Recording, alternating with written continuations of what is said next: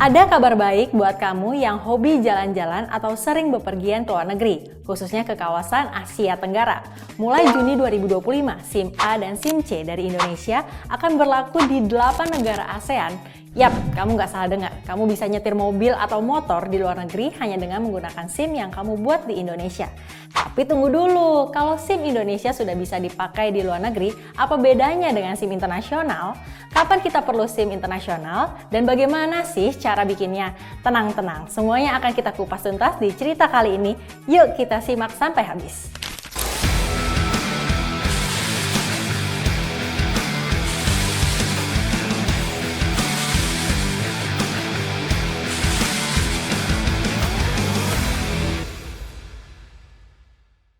Halo sahabat lantas, saya Brigadir Adi Sintia di program Polistory. Selain membahas lokal heroes polisi lalu lintas, saya juga akan menjelaskan tentang program-program yang ada di Korlantas Polri. Mulai pertengahan tahun 2025, SIM A dan SIM C dari Indonesia akan diakui secara resmi di 8 negara ASEAN, yaitu yang pertama ada Malaysia, Singapura, Thailand, Filipina, Vietnam, Laos, Myanmar, dan juga Brunei Darussalam. Ini adalah bagian kerjasama regional antar negara ASEAN untuk mempermudah mobilitas warganya. Yang artinya kalau kamu pergi ke Malaysia atau Thailand untuk urusan kerja ataupun liburan, kamu nggak perlu lagi bikin SIM internasional. Cukup membawa SIM Indonesia milik kamu yang masih berlaku, kamu sudah bisa nyetir mobil atau motor.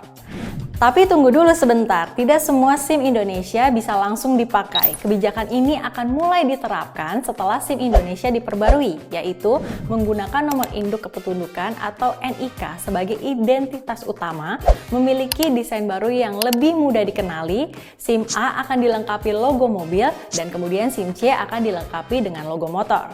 Langkah ini juga bertujuan agar petugas di negara lain bisa lebih mudah memahami jenis SIM yang kamu punya.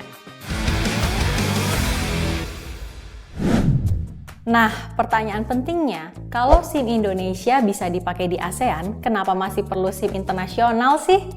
Jawabannya sederhana, SIM Indonesia hanya berlaku di dalam kawasan ASEAN, sedangkan SIM internasional berlaku di puluhan negara di luar ASEAN yang menjadi bagian Konvensi Wina 1968. Oke, kita bahas satu persatu dulu ya, kita mulai dari SIM Indonesia.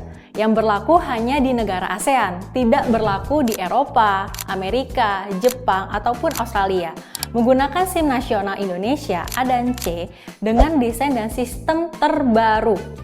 Nah, kemudian ada juga SIM internasional, yaitu berlaku di lintas negara, bukan hanya di ASEAN, mengacu pada standar internasional sesuai Konvensi Wina. Biasanya dibutuhkan jika kamu menyewa mobil di luar negeri, tidak menggantikan SIM nasional kamu, tapi bersifat pelengkap. Misalnya, kamu ingin nyetir saat liburan ke Jepang, Jerman, ataupun Arab Saudi, maka kamu tetap butuh SIM internasional meskipun SIM nasional kamu masih berlaku. Saat ini, SIM internasional sudah diakui oleh lebih dari 90 negara di seluruh dunia, yang diantaranya yakni yang pertama di benua Eropa, ada di Jerman, Prancis, Belanda, Italia, Swiss, dan juga Austria. Kemudian di benua Asia, ada Jepang, ada Uni Emirat Arab, ada Arab Saudi, Thailand, dan juga Vietnam. Kemudian selanjutnya di benua Amerika dan Amerika Latin ada di Brazil, Kolombia, Argentina, dan juga Peru. Benua Afrika ada di Afrika Selatan, Maroko, dan juga Tunisia.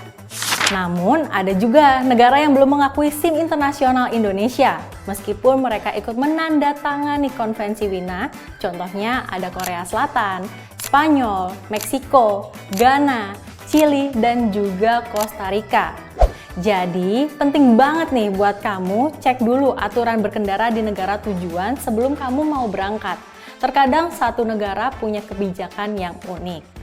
Contohnya Australia, beberapa negara bagian di sana membolehkan penggunaan SIM Indonesia selama masih berlaku dan bisa diterjemahkan. Tapi ada juga yang mewajibkan SIM internasional. Bagaimana ya cara bikin SIM internasional Indonesia? Tenang, kamu bisa buat secara online tanpa perlu datang ke kantor polisi. Berikut langkah-langkahnya.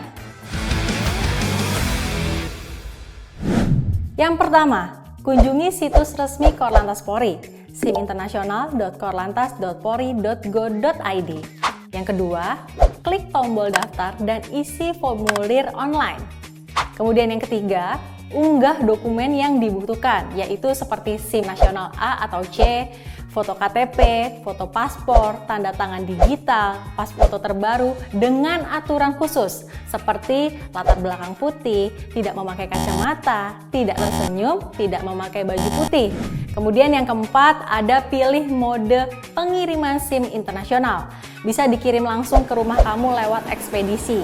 Kemudian selanjutnya, lakukan pembayaran biaya administrasi. Kemudian simpan nomor registrasi yang dikirim ke email. Nah, proses ini biasanya cepat dan kamu bisa menerima SIM internasional dalam waktu beberapa hari saja. Dengan perkembangan ini, kita melihat bagaimana Indonesia makin aktif dalam kerjasama internasional, khususnya di bidang transportasi. Mulai Juni 2025, SIM Indonesia akan menjadi lebih diakui di kawasan ASEAN, sebuah lompatan besar dalam kemudahan mobilitas warga negara. Tapi ingat, untuk wilayah ASEAN cukup menggunakan SIM A dan SIM C nasional asalkan sudah diperbaharui. Untuk di luar ASEAN, kamu tetap menggunakan SIM internasional. Cek dulu aturan negara tujuan, jangan anggap semua negara otomatis mengakui SIM kita. Buat SIM internasional online agar lebih praktis dan juga efisien. Itu dia penjelasan lengkap tentang perbedaan SIM Indonesia yang berlaku di ASEAN dengan SIM internasional. Semoga cerita ini bisa bikin kamu makin siap berkendara ke luar negeri dengan legal, aman, dan juga nyaman. Kalau kamu merasa informasi ini berguna, jangan lupa bagikan ke teman-teman kamu ya. Terima kasih sahabat Lantas sudah mau menonton. Kalau kamu punya pertanyaan yang bikin kamu penasaran dan harus juga dibahas, langsung taruh di kolom komentar ya. Untuk kamu yang belum follow media sosial Korlantas Polri, yuk follow dan pantau terus informasi terupdate lalu lintas melalui website korlantas.polri.go.id. Saya Brigadir Ade Sintia pamit undur diri, sampai jumpa di episode selanjutnya. Stop pelanggaran, stop kecelakaan, keselamatan untuk kemanusiaan, Indonesia tertib, dan salam presisi. Bye-bye!